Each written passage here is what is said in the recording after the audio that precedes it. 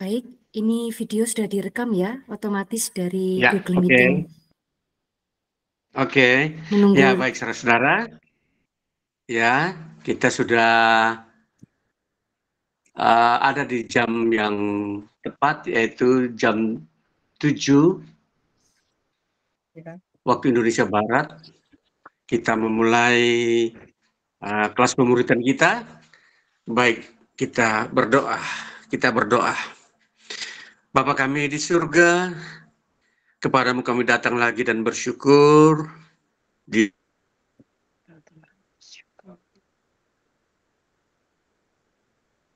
hari ini dan pada malam hari jam 7 malam kami mulai lagi kelas pemuritan ini tentang tema utama adalah doa. Karena kami baik hambamu maupun saudara-saudara yang mengikuti kelas pemuritan ini, biar kami ditambahkan pengetahuan dan pengenalan kami akan firman Kristus Yesus dan pengalaman hidup di dalam doa. Bagaimana bimbingan Tuhan melalui firman-Mu untuk kami semua belajar masuk dalam doa, mempraktekkan kehidupan doa itu lebih sering dan lebih kuat lagi dalam hari-hari hidup kami. Biar kami bertumbuh dalam iman, dan biar kami juga semakin diperkaya oleh Tuhan. Kami memiliki karakter-karakter keilahian, tekun berdoa, dan semuanya ini mendatangkan kemuliaan bagi Tuhan dalam diri kami. Terima kasih Bapa, Roh Kudus menolong kami, dan segala sesuatu Engkaulah yang memperlengkapi kami. Melalui Bapa dalam Kristus Yesus dan Roh Kudus. Kami mau memulai pelajaran kelas pemuritan di malam hari ini. Dalam nama Tuhan Yesus. Haleluya. Amin. Ya, baik saudara-saudara yang terkasih, kita sudah ada di dalam waktu untuk memulai pelajaran kita yang bertemakan hari ini doa pelayanan. Ya, melanjutkan materi sebelumnya tentang doa, di mana kita sudah melihat doa-doa yang sudah kita pelajari bersama, baik doa bersama, doa syafaat. Sekarang kita masuk di dalam doa pelayanan. Iya, kita mau lihat doa pelayanan dalam definisinya. Doa pelayanan itu adalah doa yang isinya berkaitan dengan pemberitaan Injil dan pengusiran roh-roh jahat atau pemutusan hubungan dengan kutuk iblis. Ya, itu ya definisi yang kita harus lihat dulu di dalam doa pelayanan. Sehingga kita lihat bahwa doa pelayanan berbeda dengan doa syafaat atau doa pribadi, ya, dan kemudian baik doa bersama. Walaupun memang doa pelayanan bisa dilakukan secara bersama, tetapi dalam konteks ini doa pelayanan adalah kita sedang berada di dalam posisi pelayanan, ya, melayani pekerjaan Tuhan. Jadi posisi ini melayani pekerjaan Tuhan di sini adalah memberitakan Injil. Ya, jadi kalau kita melihat pemberitaan Injil itu artinya bahwa kita sedang menyampaikan Injil itu sendiri ya kepada orang lain. Nah, itulah sebabnya disebut doa pelayanan. Nah, kita lanjutkan di dalam doa pelayanan ini kita melihat ada pembagiannya, ya. Kita melihat doa pelayanan itu di dalam definisinya tadi kita melihat satu adalah terdiri dari tadi dikatakan doa pemberitaan Injil. Ya, doa pemberitaan Injil Dan yang kedua adalah doa pelepasan kutuk dosa. Nah, ini kita memperhatikan bahwa pembagian doa pelayanan ini hanya dua bagian ya, karena tentunya orientasinya tadi kita sudah tahu memberitakan Injil. Nah, saudara, jadi kalau kita melihat bahwa pekerjaan pemberitaan Injil itu perlu disertakan dengan doa juga. Ya, jadi kita tentunya melihat doa itu bukan saja kita ketika ada di kamar atau di gedung gereja, tetapi ketika kita memberitakan Injil, dimanapun kita memberitakan Injil, ya, di ya, bisa Gimana ini? daerah-daerah pedesaan, ya, ya. Jadi kalau kita di pedesaan, baik di daerah-daerah yang masih terpencil ataupun di gedung sekalipun, kita dapat memberitakan Injil. Nah, di dalam gedung-gedung, baik itu gedung gereja atau gedung-gedung umum ataupun di rumah, ibadah di rumah pada saat kita memberitakan Injil, di situ kita perlu berdoa, mendoakan pemberitaan Injil itu ya. Kita tahu bahwa pemberitaan Injil itu adalah sebuah pekerjaan Tuhan. Nah, jadi kita melihat dulu apa itu pemberitaan Injil. Kita melihat uraiannya ya. Jadi doa pemberitaan Injil adalah doa yang ya kita melihat doa yang isinya meminta kepada Tuhan untuk memberi roh keberanian di dalam memberitakan Injil Kristus. Nah, jadi saudara-saudara, kita tidak mudah memberitakan Injil, tidak sama dengan kalau kita bercerita tentang hal-hal umum. Kenapa memberitakan Injil itu perlu kita meminta dari Tuhan roh keberanian? Karena yang kita hadapi adalah iblis. Iblis itu selalu mau menghambat pemberitaan Injil. Nah, jadi saudara-saudara, kita harus mengerti bahwa doa memberitakan Injil itu sangat penting. Ya, sangat penting di dalam kehidupan umat Tuhan, baik juga pelayanan hamba Tuhan.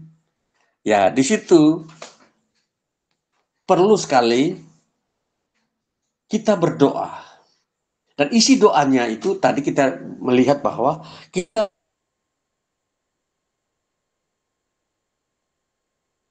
meminta roh keberanian. Meminta roh keberanian itu artinya bahwa kita itu tidak takut lagi menghadapi ancaman-ancaman ya atau penolakan-penolakan dari kondisi masyarakat atau lingkungan yang menolak Injil Kristus. Nah, itu maksudnya di situ. Nah, jadi kita melihat di dalam kitab Kisah Rasul pasal 4 ayat 29. Di situ jemaat mula-mula di kota Yerusalem berdoa meminta roh keberanian agar mereka memberitakan Injil Kristus. Nah, kita baca di dalam ayat 29 bunyinya demikian. Dan sekarang ya Tuhan, lihatlah bagaimana mereka mengancam kami.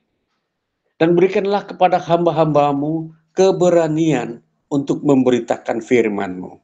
Nah, ini saudara-saudara, di dalam ayat 30 akhirnya di situ dilanjutkan bahwa Tuhan memberikan roh keberanian itu lewat salah satu tanda, yaitu Tuhan membuat mujizat, ya, supaya jemaat Tuhan atau hamba Tuhan, para rasul memberitakan Injil dengan berani, maka perlu ada Tuhan menopang dengan mujizat-mujizat.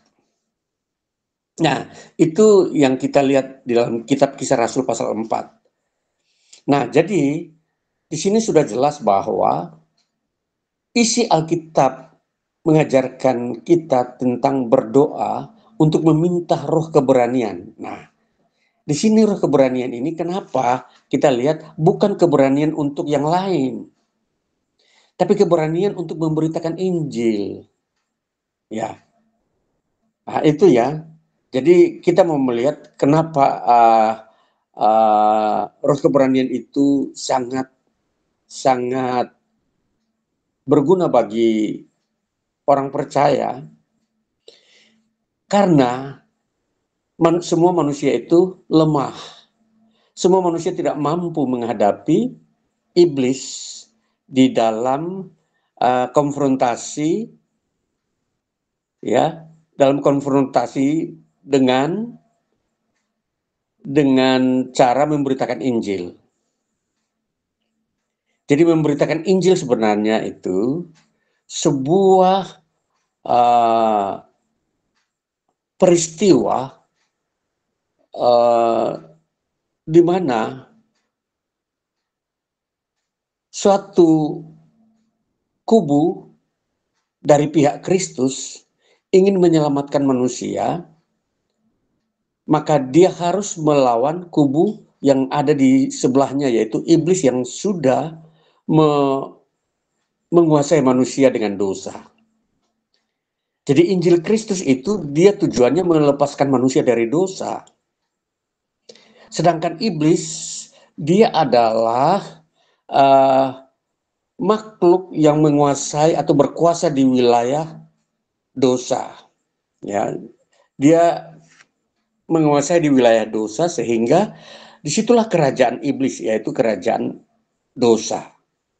Makanya tentu kalau Injil itu diberitakan kepada manusia, tujuannya untuk melepaskan manusia itu dari belenggu dosa dan belenggu iblis. Nah, itulah ya. Jadi memberitakan Injil itu seperti itu.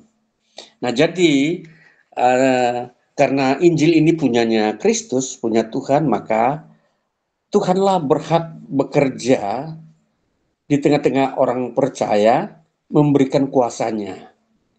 Yang mujizat yang Kristus Yesus lakukan itu untuk membela Injilnya yang diberitakan itu.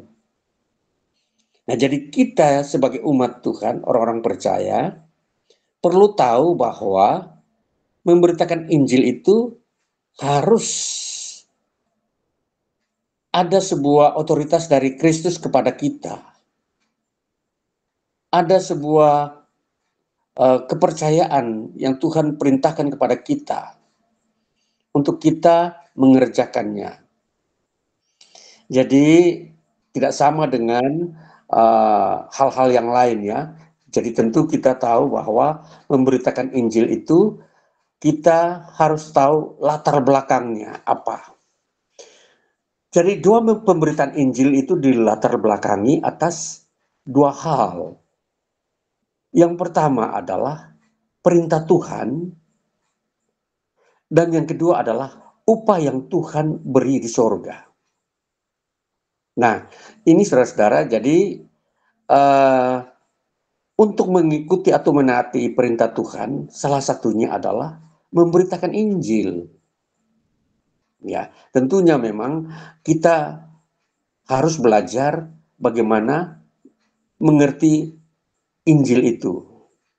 Kita harus belajar isinya, kebenaran di dalamnya untuk kita beritakan.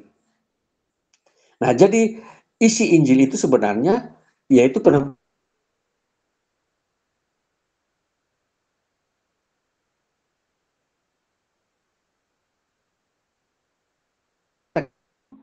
dia sama manusia dengan cara dia mati di kayu salib.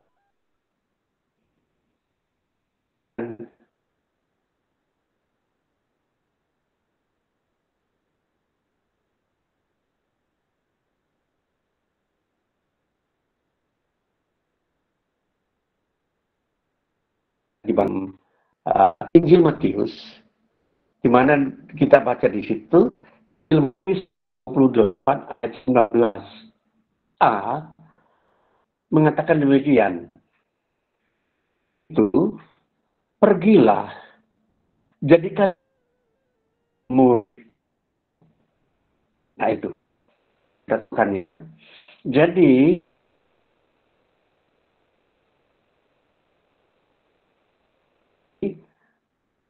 menyebabkan yang menggunakan Injil. Nah itulah perintah. Nah kemudian di dalam ayat berikutnya Injil Markus pasal 16 ayat 15, ya di situ dikatakan, ya lalu ia berkata kepada mereka, pergilah ke seluruh dunia, beritakanlah Injil kepada segala makhluk. Nah itu ya dua ayat yang menjadi dasar bagi kita untuk melihat bahwa memberitakan Injil itu adalah perintah Tuhan. Maka di dalam doa pemberitaan Injil, karena alasan perintah Tuhan, maka kita perlu meminta keberanian. Nah itulah doa di dalam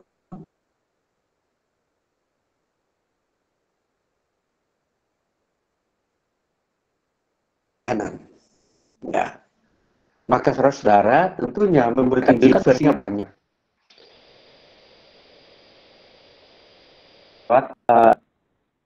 Pribadi lepas pribadi, perorangan. Bisa lewat juga komunitas kecil. Di situ ada mungkin 3 orang berkumpul di dalam persahabatan. Bisa juga di dalam keluarga. Bisa juga di satu tempat yang memang bisa saja di situ satu desa kecil. Ya, jadi versinya banyak sampai kepada lingkungan yang lebih besar di satu kota dan seterusnya. Nah, ini saudara-saudara, jadi kita melihat bahwa berdoa itu kita meminta selalu roh keberanian setiap hari. Karena apa saudara-saudara? Karena memang kita hidup selalu ada di dalam sebuah ancaman iblis. Artinya menakut-nakuti kita, membuat kita itu tidak peduli dengan perintah Tuhan. Iblis selalu menakut-nakuti kita agar kita malas atau hanya mementingkan kehidupan duniawi saja, tidak memperhatikan kehidupan yang akan datang, di mana di situ upah yang Tuhan berikan kepada mereka yang memberitakan Injil.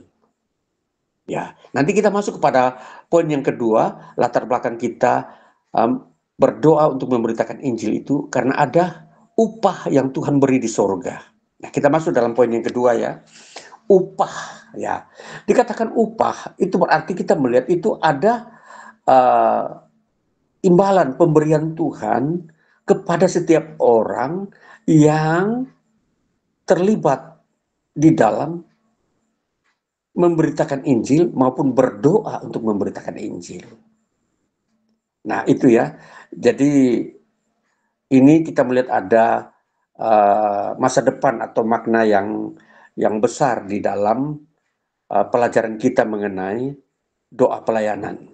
Nah sekarang kita mau melihat di dalam upah yang Tuhan beri bagi setiap orang percaya yang memberitakan Injil. Kita melihat di dalam Injil Matius pasal 6 ayat 11 hingga 12. Bunyinya demikian. Berbahagialah kamu jika karena aku kamu dicela dan dianiaya, dan kepadamu difitnahkan segala yang jahat. Bersukacitalah, bersukacita dan bergembiralah, karena upahmu besar di sorga. Sebab demikian juga telah dianiaya nabi-nabi yang sebelum kamu. Nah ini saudara-saudara, di sini kenapa hubungan memberitakan Injil dengan upah itu begitu erat. Karena memberitakan Injil itu ada suatu tantangan yang disebut kamu dicela, kamu dianiaya, kamu difitnahkan segala yang jahat. Nah ya itu ya. Nah berarti saudara-saudara, kalau kita tahu bahwa ini ada tertulis dalam Alkitab mengenai upah, jadi upah itu tidak diberikan ketika kita lagi tidur-tiduran, kita lagi duduk-duduk santai dan lagi hanya hidup untuk diri sendiri. Tidak akan bisa upah kita dapat di sorga. Upah itu berhubungan dengan pekerjaan. Jadi kalau pekerjaan Tuhan, maka upahnya juga Tuhan yang memberinya di sorga. Nah, salah satunya adalah memberitakan Injil. Dan pemberitaan Injil itu adalah fokus terbesar Tuhan memberikan upah di situ. Karena sudah tercatat di dalam Alkitab bahwa mereka yang memberitakan Injil itu, mereka yang melakukan perintah Tuhan. Dan di dalam memberitakan Injil itu, mereka bekerja keras, dan bahkan mereka dianiaya. Ya, bahkan difitnahkan di situ. Nah, ini saudara-saudara, jadi hubungannya di situ begitu erat sehingga kita semua bisa mengerti kenapa doa pelayanan itu berhubungan dengan memberitakan Injil yang pertama, dan kedua sebuah kelepasan dari kutuk iblis. Nah, jadi kita sudah sampai di dalam poin pertama ini ya, bahwa ada upah yang Tuhan beri kepada kita ketika kita melakukan perintah Tuhan ini. Jadi kita lihat perbedaannya. Perintah Tuhan di dalam Alkitab itu adalah berhubungan dengan pekerjaan Tuhan. Jadi itu yang harus dikerjakan karena suatu maka itu harus dilaksanakan. Nah, jadi seperti kalau ada orang berkata, apakah tidak cukup kita ke gereja? Nah, itu kan perlu ada nanti pertanyaan. Apakah tidak cukup kita berdoa di rumah saja? Nah, itu lagi masih ada pertanyaan-pertanyaan sehingga kita nanti hubungkan bahwa Alkitab itu isinya bukan saja menyangkut kehidupan jasmani yang kita harus kerjakan. Yang kita kerjakan yang menjadi ukuran yang begitu besar di dalam perintah Tuhan adalah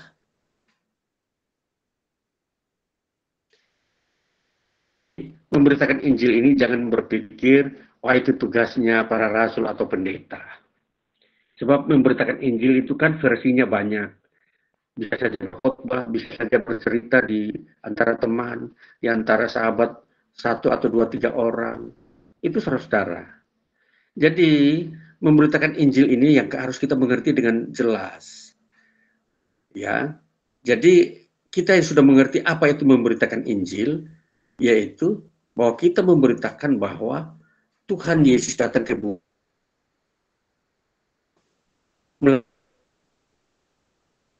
Nah, kalau demikian berarti kita berperang melawan iblis. Dan berarti kita juga harus berani bisa keluar dari dosa. Nah, itulah hubungannya yang sehingga pekerjaan Tuhan itu benar-benar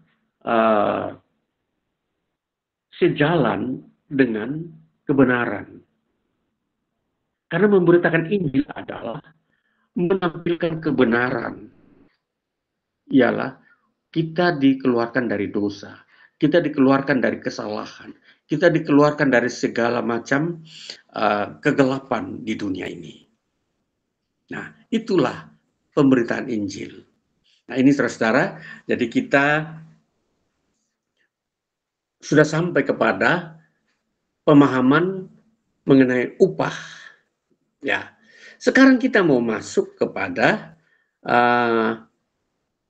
doa pelayanan yang kedua, yaitu mengenai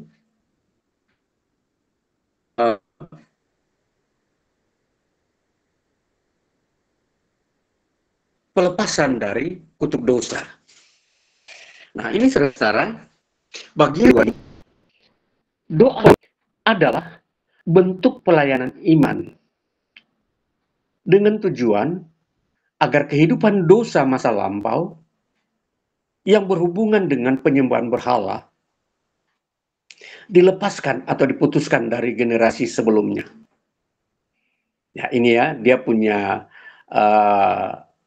maknanya, doa pelayanan pelepasan kutuk dosa. Nah, jadi kita sampai kepada doa pelayanan yang kedua ini. Yang pertama doa pemberitaan Injil, sekarang doa pelepasan kutuk dosa. Nah, kita mau melihat bahwa bagaimana kita mau mengerti apa itu ya, kutuk dosa. Ya, kutuk dosa adalah sebuah perbuatan dosa manusia dari generasi sebelumnya dalam bentuk penyembahan berhala. Ya, jadi penyembahan berhala itu dia bersifat memiliki sebuah warisan. Jadi contoh ya, kalau seorang bapak dia menggunakan ilmu-ilmu gelap atau ilmu-ilmu magis, ya, magic, biasanya orang bilang magic, itu akan mempunyai dampak kepada anaknya atau keturunannya. Ya, kalau kita ambil contoh di sini saya tuliskan, misalkan ada orang tua kita atau nenek pernah menggunakan ilmu-ilmu magis dalam bentuk ilmu jaga diri, ilmu keberuntungan, serta penyembahan terhadap orang-orang yang sudah mati. Praktek ilmu magis ini memiliki ikatan warisan kepada keturunannya, sehingga mempengaruhi pertumbuhan iman. Itulah sebabnya pelayanan doa ini adalah pelayanan yang bersifat pribadi. Ya, seorang hamba Tuhan ikut mendoakan pemutusan hubungan kutuk dosa ini. Nah, jadi ada sebuah dosa yang disebut dosa itu disebut kutuk. Oleh karena apa? Karena dia memiliki warisan kepada keturunannya. Kalau dosa pribadi seseorang, katakan kalau dia dosanya sering menipu, ya contoh, nah itu kan semua orang punya dosa-dosa yang sama. Masih banyak orang punya dosa-dosa yang yang mirip, ya. Tapi ada satu dosa yang bisa saja tidak semua orang punya.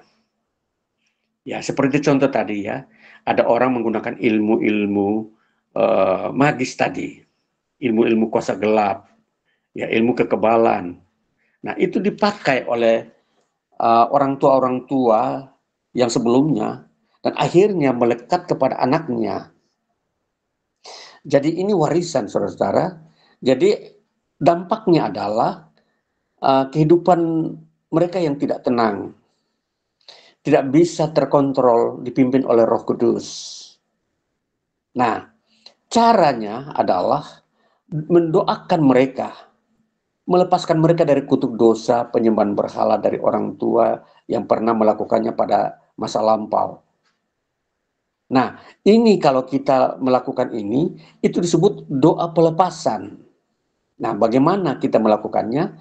Ya, ini dilakukan oleh orang-orang yang yang telah dilepaskan dulu atau yang tidak pernah kehidupannya orang tuanya dari kehidupan berhubungan dengan kuasa-kuasa magic ini. Nah, itu demikian. Jadi doa pelepasan ini kalau kita memperhatikan kebiasaan orang-orang yang menggunakan ilmu magic ini, ilmu gelap ini, biasanya mereka itu suka melakukan kejahatan-kejahatan, ya, kekerasan, pembunuhan. Mereka melakukan ini. Nah, ini dari mana mereka bisa melakukannya? Karena ada sebuah kekuatan gaib yang mereka punyai, yang di situ memiliki sifat-sifat kekerasan. Karena ilmu ini dia tidak mengenal kasih. Ya, ini ilmu gelap. Nah, itu sebabnya banyak orang sering bertanya, dari mana dia bisa mengerjakan? Padahal dia itu orangnya kecil, kurus, ya kata itu. Bisa berani melawan orang, bisa melakukan kejahatan terhadap orang yang badannya lebih besar dari dia. Itu ya, saudara. Jadi tahu bahwa di sini ada peranan daripada kuasa-kuasa kegelapan yang sumbernya dari iblis. Nah, itulah sebabnya untuk seseorang mengalami perubahan hidup dari jahat kepada baik, dia perlu dilepaskan dari kutuk ini. Dari ilmu-ilmu gelap yang dia pernah gunakan atau dia terima dari orang tuanya. Nah, ini ya. Jadi biasanya ilmu itu biasanya diwariskan dari orang tua. Tidak bisa dari teman atau dari orang lain. Itu biasanya dari keturunan.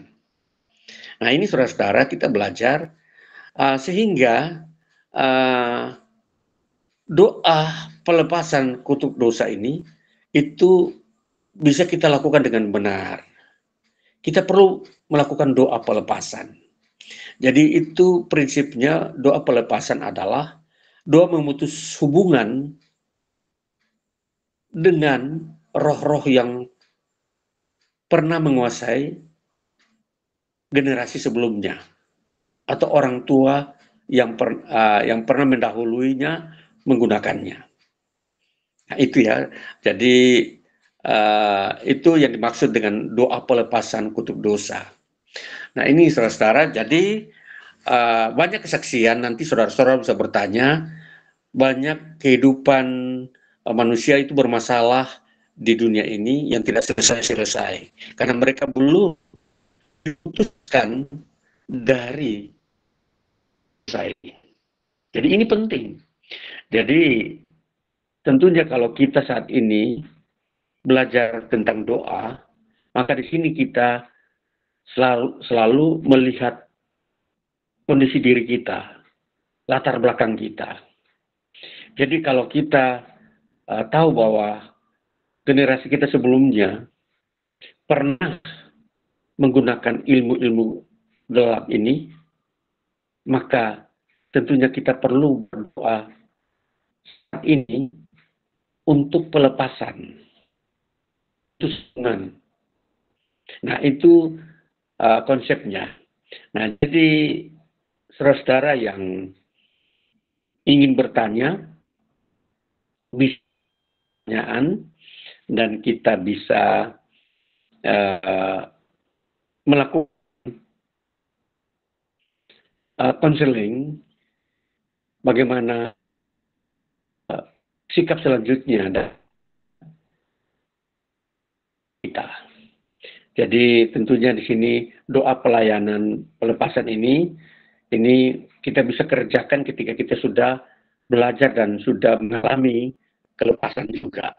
Jadi kita menolong orang lain karena orang lain membutuhkan dilepaskan. Dia rindu untuk berubah tapi tidak ada orang yang menolong dia. Ya, maka di sini doa pelepasan itu penting. Jadi itu salah satu atau bagian daripada doa pelayanan ya. Jadi tadi memberitakan Injil itu salah satunya supaya kita mendapat upah. Dan bagaimana dengan doa pelayanan pelepasan? Sama, karena di dalam pelayanan pelepasan kita terjun langsung di dalam memberitakan Injil dan menolong orang lain keluar dari kehidupan keberdosaan.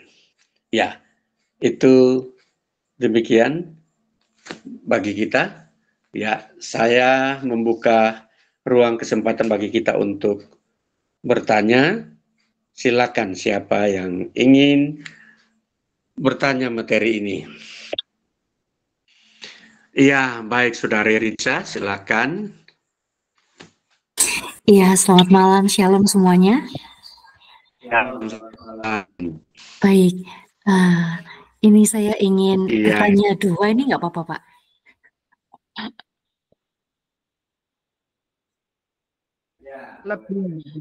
Iya, yang pertama terkait doa pelayanan.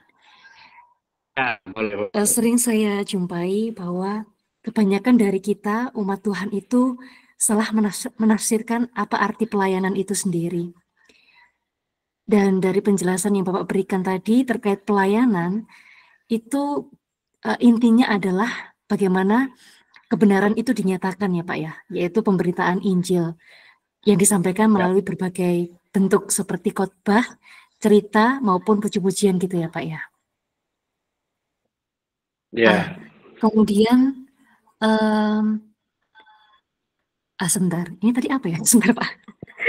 Oh ya, berarti pelayanan itu yang penting adalah tentang Kristus gitu ya Pak ya, pemberitaan itu ya. Ya. Ya. Oh ya, baik. Kemudian yang kedua gini Pak, apa tanda-tanda yang menyertai keturunan yang terkutuk dan perlu pelepasan? Dan jika kita tahu bahwa dia memang perlu pelepasan, tapi orang yang bersangkutan tidak mau didoakan secara doa pelayanan pelepasan kutuk ini, bagaimana Pak ya?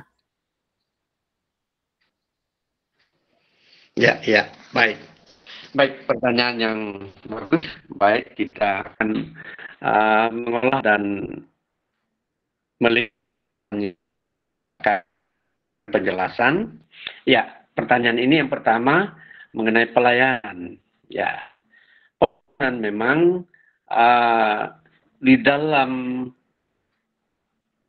pemahamannya atau pengertiannya adalah sebuah pekerjaan yang berhubungan dengan pekerjaan Tuhan, di mana di situ kita melakukannya terhadap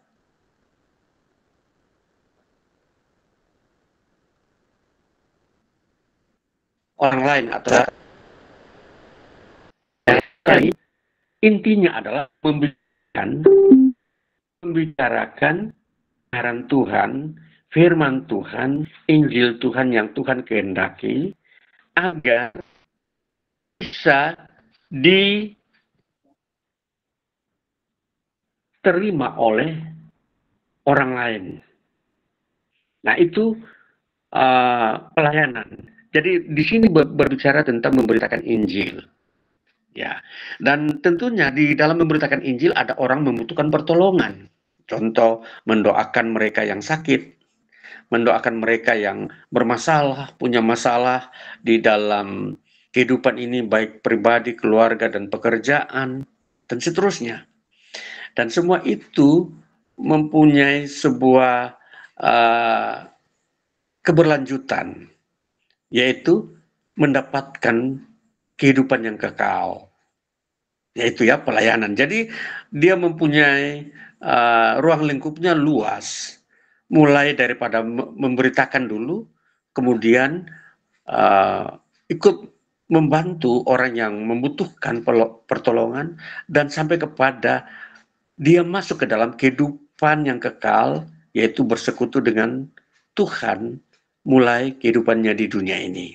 Itu jadi ruang lingkup pelayanan yang kita mengerti seperti itu. Ajaran Alkitab seperti itu.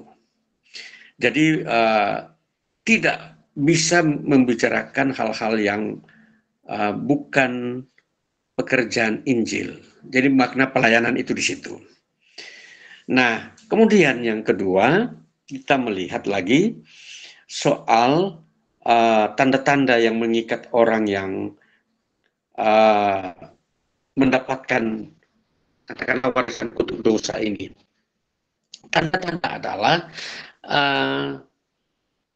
dia spesifik, berbeda dari dosa umum.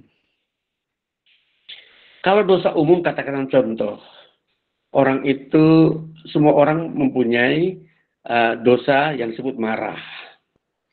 Tetapi dia melebihi itu. Katakanlah kalau kita memberikan angka, kalau orang bisa marah 2, 3 kali, tapi dia bisa lebih daripada itu. Artinya dia punya power dalam marah itu begitu besar, sampai kepada pembunuhan. Nah, itu sebuah keterikatannya. Karena iblis suka memberikan sebuah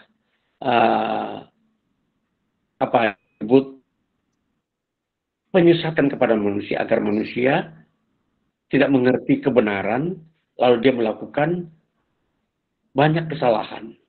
Nah, ini yang disebut pembunuhan adalah salah satu bukti bahwa itu keterikatan dengan kuasa kegelapan atau kutuk dosa dari penyembahan berhala atau ilmu-ilmu gelap. Dan kedua lagi, selain perbuatan, ada juga yang disebut penyakit. Tanda-tandanya itu seperti penyakit. Kalau penyakit itu dia pergi ke dokter, tidak ada obatnya dan tidak bisa disembuhkan oleh dokter. Nah, ini dia. Jadi penyakit ini hanya bisa didoakan melalui pelepasan dan bisa sembuh. Jadi penyakit itu mirip dengan penyakit normal. Katakanlah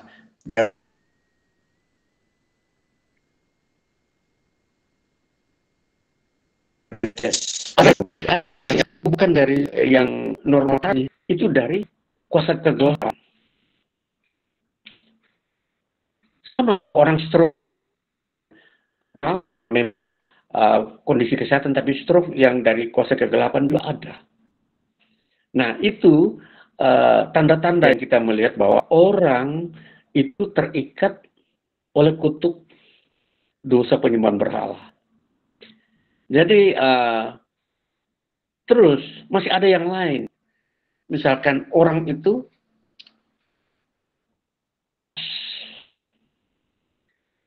pekerjaannya hanya tidur. Nah, itu juga. Kalau tidur biasa kan normal. Tapi ada orang yang senangnya tidur berlama-lama, terlalu malas. Kelihatannya senang, bermalas-malasan. Jadi ini tanda-tanda juga. Ya, ada hal yang lain, masih ada banyak tanda menyangkut terlalu banyak cinta uang. Itu juga. Jadi karena dia mempunyai yang berkaitan dengan ingin mendapatkan kekayaan dengan ilmu kegelapan, dia terjebak dan diikat oleh kutuk dosa ini.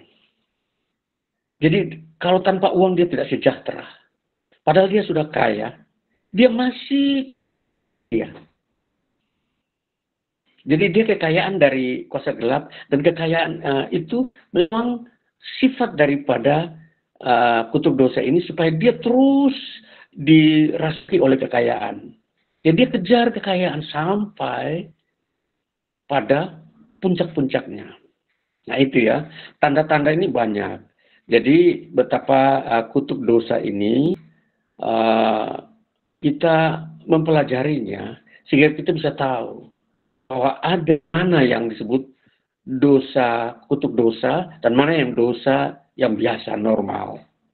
Ya, jadi inilah yang menjadi penjelasan saya untuk mengerti bagaimana kutuk dosa itu mempunyai warisan. Ya, itu saja dulu. Mungkin Saudari Rica bisa menyimak sebentar bagaimana. Iya, iya Pak. Baik, terima kasih. Yang untuk ini Pak belum dijawab. Jika kita tahu bahwa dia ini sebenarnya terikat akan kuasa kegelapan itu, terus kan kita ingin membantu dia, mendoakan dia. Tapi sayangnya orang ini tidak mau didoakan dan istilahnya kayak menolak untuk didoa pelepasan. Itu gimana Pak? Oh ya, baik.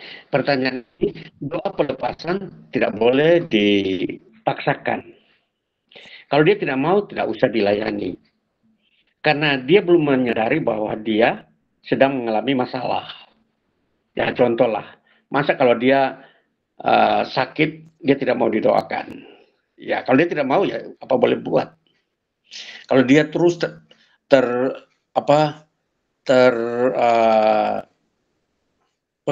terpengaruh atau dipengaruhi oleh setiap waktu untuk berbuat kejahatan.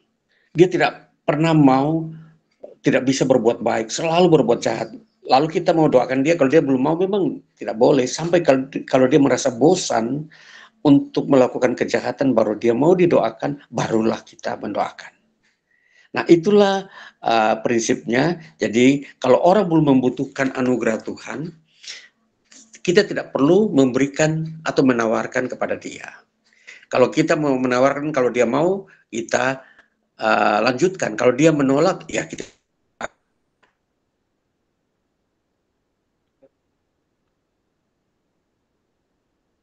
Karena itu menjadi selama dia belum mau menerima anugerah Tuhan ini. Ya mungkin Iya, begitu baik Pak, Saudari siap. Rica. Dimengerti. Terima kasih. Baik, terima kasih. Mungkin ada yang lain yang bisa bertanya. Ya.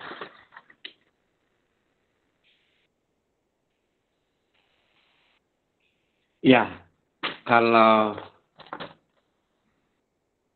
belum ada, ya siapa? Ya boleh, Ibu Indah, silakan memberikan pertanyaan.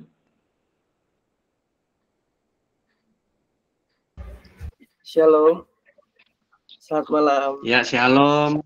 Halo. Bapak Yesti, boleh. Selamat malam.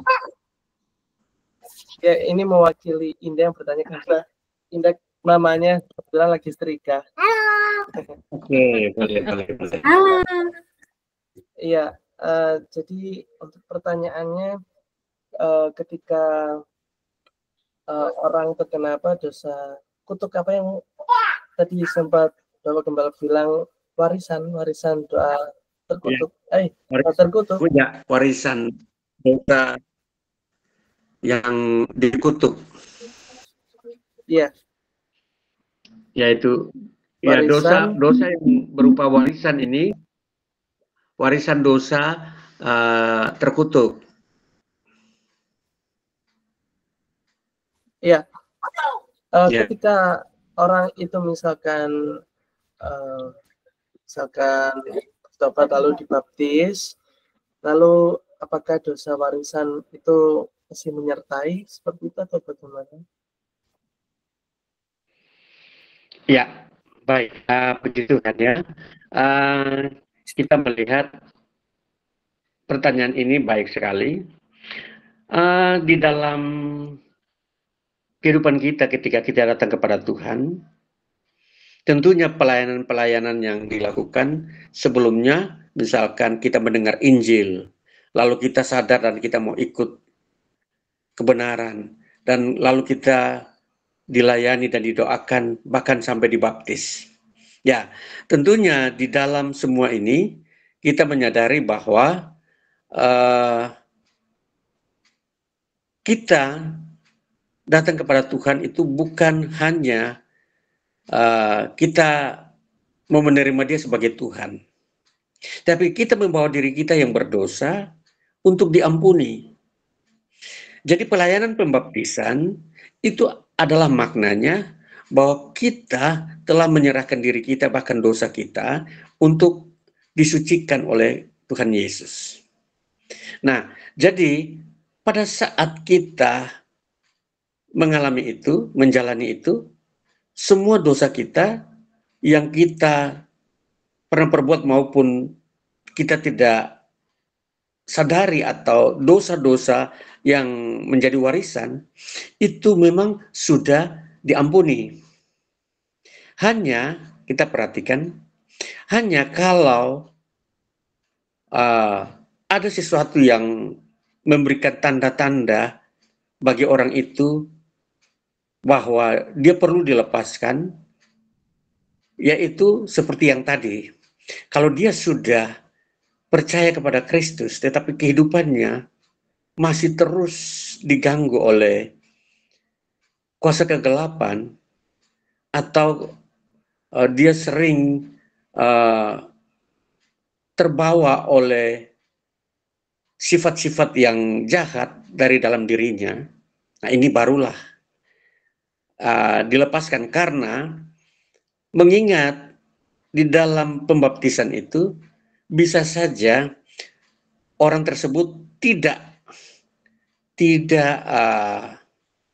mengingat masa lampau orang tuanya.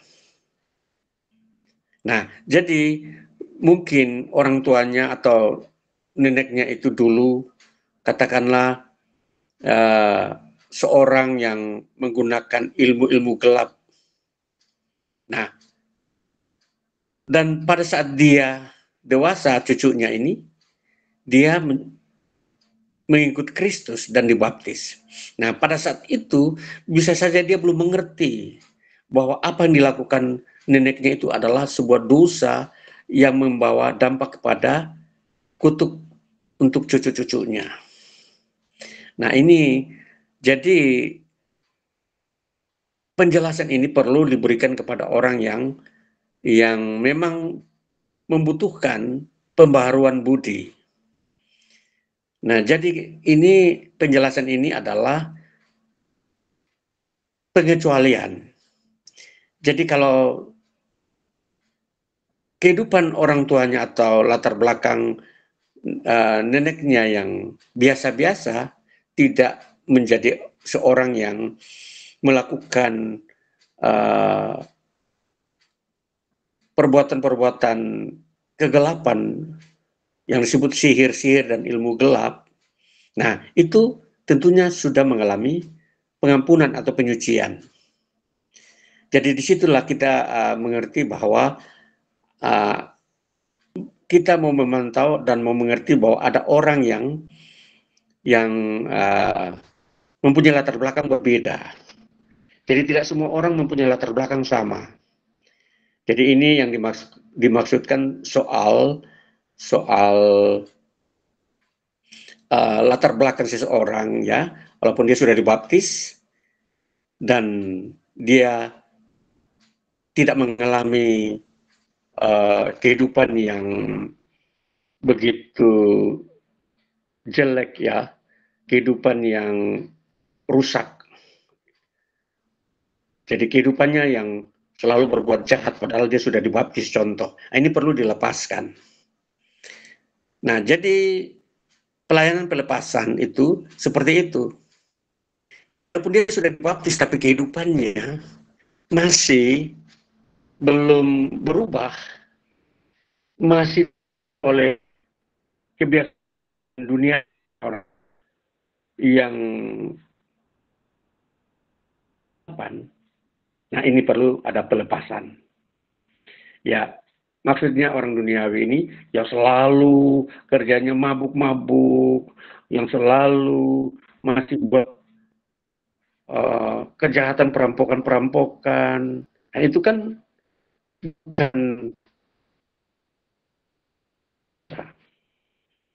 nah, jadi salah satunya pelayanan pelepasan itu untuk menuntaskan kutuk-kutuk dosa warisan. Nah, itu ya. Jadi kita dosa biasa itu memang masih ada orang, semua dosa umum ada sama. Orang masih ada cenderung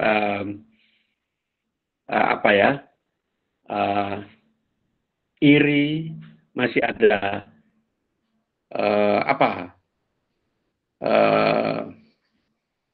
sombong, ya, yang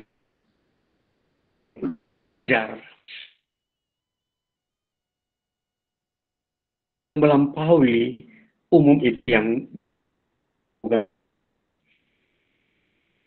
dosa yang terkutuk, yang merupakan warisan dari orang tuanya.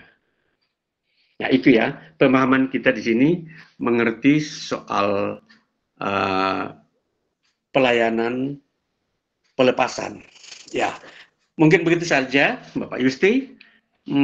Penjelasannya bisa membedakan antara hal-hal ini, sekalipun mungkin dulu orang tuanya pernah menggunakan ilmu-ilmu itu, tetapi kalau dia sendiri belum atau dia tidak mengalami sebuah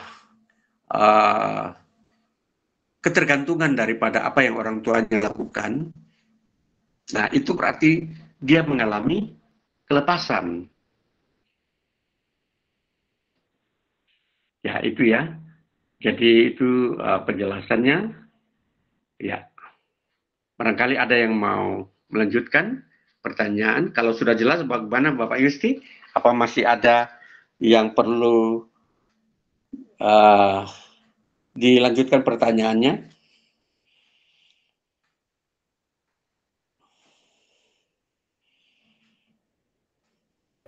Oke, sudah cukup. Ya. Ya. Sudah cukup, baik. Ya, jadi untuk Ibu Indah bisa menyadari bahwa baptisan itu sudah menyempurnakan. Jadi lihat karakter hidup kita, kalau tetap baik, itu berarti sudah mengalami kelepasan. Ya, jadi itu tanda-tandanya saja. Baik, selanjutnya ada lagi.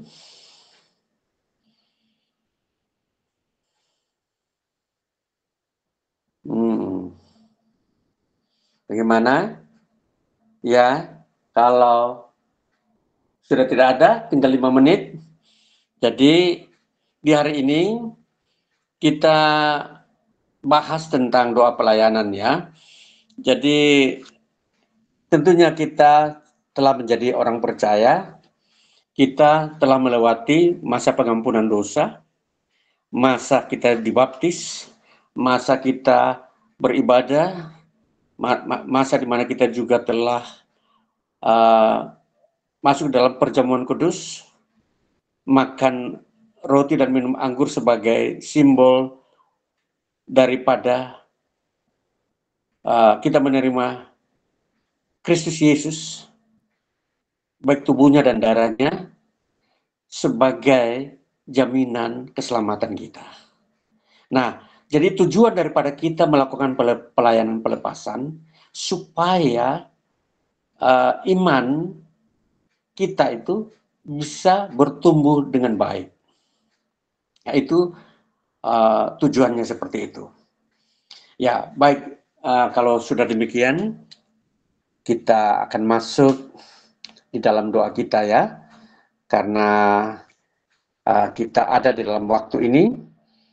Nah, nanti minggu depan kita menyiapkan diri untuk kita mengikuti ujian sederhana untuk kita bisa mengulangi pelajaran kita, lalu kita bisa memahami dan bahkan bisa menerapkan itu di dalam kehidupan kita. Ya, kita berdoa ya. Bapa di surga, terpujilah namamu, ya Tuhan Yesus, ya Roh Kudus. Kami bersyukur karena malam ini kami boleh bersama-sama belajar firman-Mu mengenai doa pelayanan. Bahwa Tuhan Yesus datang untuk memberikan kelepasan, kemenangan bagi kami. Dan itu telah kami terima. Dan kami dituntun masuk lebih dalam untuk bekerja, melakukan pekerjaan Tuhan, perintah Tuhan. memberitakan Injil, supaya kami diberikan roh keberanian untuk memberitakan Injil kepada orang-orang yang terdekat yang membutuhkan, entah satu orang, dua orang. Dan itu menjadi sebuah pekerjaan yang dimana Tuhan memberikan upah kepada mereka yang melakukan pekerjaan Tuhan. Kami bersyukur belajar tentang doa pelayanan ini. Kiranya rekan-rekan, anak-anakmu yang belajar ini diberkati. Berkati hari-hari ini yang mengikuti kelas pemuritan ini. Berkati Ibu Tabita, berkati Ibu Indah, biar hari ini mereka dalam mengikuti pelajaran ini. Sedangkan rekan-rekan lain yang belajar nanti berikutnya melalui video yang dikirimkan, mereka pun diberkati. Baik Ibu Berta, Ibu Dorea, dan Bapak Yopi, mereka diberkati ya Tuhan. Maka hari ini kami berdoa, mendoakan mereka. Roh Kudus berikan keberanian bagi setiap kami untuk memberitakan firman-Mu. Karena di situ ada upah. Kami berdoa juga, mendoakan setiap anak-anak-Mu, bahwa doa pekerjaan juga. Maka setiap kami, Tuhan telah dari dosa, penyembahan berhala, dosa tua, nenek-nenek yang masalah melakukan penyembahan menggunakan ilmu-ilmu kekal. Tuhan memutuskan hubungan itu daripada kami telah menerima kemerdekaan kehidupan penyucian dalam Yesus Kristus. Terima kasih firman Kristus yang kudus menyucikan kami, dan kami masuk di dalam kehidupan ini diberkati iman kami semua, dan diberkati keturunan kami seterusnya, sehingga mereka memuji Tuhan, mereka dimurnikan bersih dari penyembahan berhala. Tuhan membawa berkat mujizat besar bagi generasi muda saat ini yang siapkan Tuhan untuk kerajaan Tuhan yang akan datang. Terpujilah Bapa, dan hari ini Engkau melawat setiap anak-anak-Mu, sembuhkan mereka yang sakit, hiburkan mereka juga yang sedang mengalami campur tangan Tuhan. Berkati, biar program belajar firman-Mu melalui kelas pemuritan ini berkembang di waktu-waktu. Bertambah-tambah kekayaan anugerah Tuhan bagi kami semua. Ke dalam nama Tuhan Yesus kami berdoa dan bersyukur. Amin. Ya, baik saudara-saudara, kita telah mengakhiri sebuah materi tentang doa pelayanan. Menutupnya minggu depan mungkin kita coba masuk di kita. Ya, selamat malam semuanya. Supaya kita Malam. masuk Ya. malam. Halo.